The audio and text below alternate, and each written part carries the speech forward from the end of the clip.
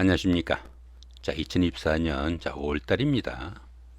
닭띠분들의 그 나이별 운세와 하루하루 일진 중에서 중요한 날 중심으로 살펴보기로 합니다. 자, 그럼 먼저 5월달 오른쪽부터 살펴보기로 하죠.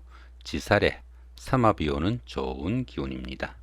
이 지살 같은 경우에는 그 이동살이라고 합니다. 이동살이다 보니까 직장이나 주거 이동 변동도 생길 수 있겠고, 새로운 일을 시작하는 그런 와중에 크게 도움을 받는 일도 생길 수 있겠고, 또 조상이 음덕 있는 시기다 이렇게 볼 수 있겠습니다. 사업의 확장이나 취업 승진 같은 명예가 상승하는 좋은 운도 될 수 있겠고, 또 이렇게 삼합이 있다 보니까 사회에서 만난 낯선 사람들과의 그 화합이나 도움도 받을 수 있는 좋은 기운도 포함이 되겠다 이렇게 볼 수 있습니다. 그러다 보니까 사람을 상대로 하는 적객성 업무나 대인 상대, 출장 업무가 상당히 어울리는 그런 한 달이 될 수 있겠고, 또 여행이나 출장, 이사 등으로 환경적인 변화가 생기거나 취업 승진 등으로 명예가 상승하는 그런 시기도 될 수 있겠다 이렇게 볼 수도 있겠습니다. 자, 이번에는 5월달 한 달 동안의 닭띠분들의 그 나이별 운세 살펴보기로 합니다. 8세 68세 되시는 분들 정유년에 태어나셨고 적색닭에 당하십니다. 12운성은 제왕지에 속하네요.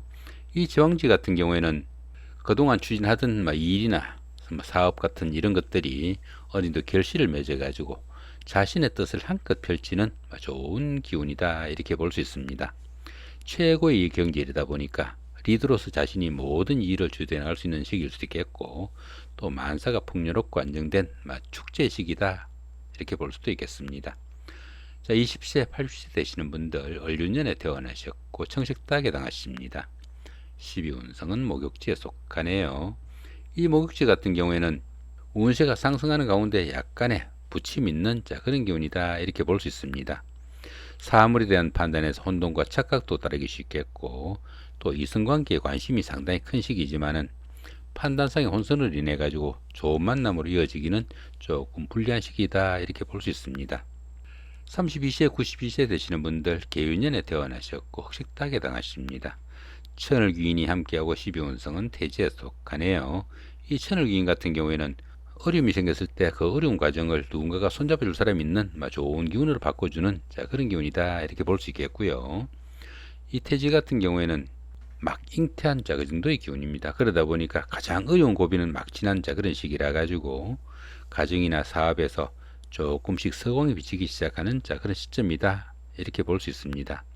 새로운 일에 대한 여건도 좀 조성돼 가지고 그동안 막연한 그런 구상을 구체적인 실행 계획을 세워볼 수 있는 그런 시기일 수도 있겠고, 새로운 출발을 하는 그런 시기일 수도 있겠지만은 스스로 어떤 일을 처리하거나 결정하기는 조금 힘든 시기라 가지고 아직은 본격적으로 좀 시작할 시기는 아니다 이 정도로 보시면 될 것 같습니다.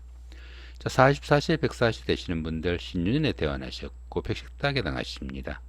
12운성은 사지에 속하네요.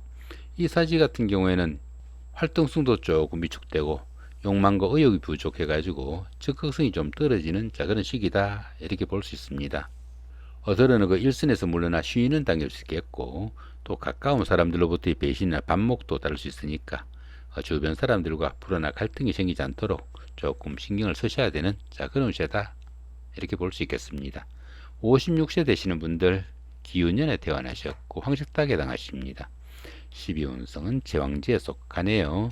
제일 처음에 말씀드렸죠. 참고하시기로 하고요. 자, 이번에는 5월달 한 달 동안의 닭띠분들의 그 하루하루 일진 중에서 좀 중요한 날 중심으로 살펴보기로 합니다. 자, 1일날 화개살의 삼합입니다. 이 화개살 같은 경우에는 그 복부나 보존을 의미하는 그런 기운이라 가지고 옛날에 다니던 직장에 복직을 하거나 전에 하던 일을 다시 시작할 수도 있는데, 그런 와중에 삼합이 있으니까 사회에서 만난 사람들 아니면 낯선 사람들의 도움도 있는 좋은 하루가 되겠다 보시면 될 것 같습니다. 자, 2일날 겁살의 원진입니다. 이 겁살 같은 경우에는 겁탈의 기운이 있어가지고 자신이 가진 것을 좀 잃거나 빼앗기기 쉬운 그런 기운인데, 이렇게 원진살이 있다 보니까 가까운 사람들의 그 원망이나 원성도 좀 받을 수 있는 그런 기운이니까 가까운 사람들하고 화합에는 좀 신경을 쓰셔야 되겠다 이렇게 볼 수 있습니다. 자, 3일날 제살의 충입니다. 답답하고 잘 풀리지 않는 그런 일들 가운데 이렇게 충이 있다 보니까 각종 사고 수도 조금 신경을 쓰셔야 되겠고, 더불어 건강관리도 좀 신경을 쓰셔야 되는 그런 하루다 이렇게 볼 수 있습니다. 4일날 천살이 육합입니다. 이 천살 같은 경우에는 환경적으로 조금 어려운 그런 상황이지만 이렇게 육합이 있다 보니까 주변 사람들 특히 그 이성의 도움으로 그런 어려운 환경을 좀 극복하고 자신의 신분을 한 단계 그래 달 수 있는 좋은 하루가 되겠다 보시면 될 것 같습니다. 5일날 지살의 삼합입니다. 지살이다 보니까 이동살입니다. 이사를 하거나 직장을 옮기는 그런 일도 생길 수 있겠고 여행 나들이 중에 밖에서 만난 사람들의 도움도 상당히 큰 좋은 하루가 되겠다 보시면 될 것 같습니다. 8일날 망신살의 방합입니다. 형제 자매나 친구 동료 같은 가까운 사람들의 도움으로 시험이나 선거 같은 상당히 어려운 과정을 성취시키고 자신의 신분을 한 단계 끌어 달 수 있는 좋은 기운이다 볼 수 있겠습니다.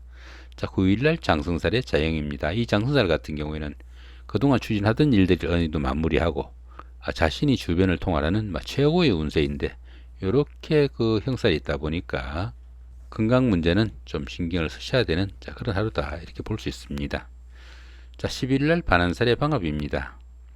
형제자매나 친구 동료 같은 가까운 사람들의 도움으로 그동안 추진한 그런 일들에 대한 보답이 따르는 그런 하루다 이렇게 볼 수 있습니다. 그러다 보니까 승진을 하거나 취업을 할 수도 있겠고 또 학생분들은 진학을 하거나 성적이 향상되는 좋은 하루가 될 수도 있겠다 볼 수도 있겠습니다. 이쪽에 보이는 이 부분은 여기 기본적인 운세에다가 천간 부분하고 천을 귀인을 추가한 그런 부분입니다. 여기 기본적인 운세에다가 이렇게 그 천을 귀인이 오면은 기본적인 운세보다 조금 더 좋아진다 볼 수 있겠고 이렇게 그 충이 오면은 기본적인 운세보다 조금 빠진다 이 정도로 보시면 될 것 같습니다. 8세 68세 되시는 분들입니다. 정년에 태어나신 분들이고요. 천간으로 임수가 오면은 천간합, 그다음 지지로 해수나 유금이 오면은 천을 귀인이 오는 좋은 기운이다 볼 수 있겠고요. 그 대신 이렇게 개수가 오면은 충이 발생하니까 정신적인 갈등은 좀 다르겠다 볼 수 있습니다.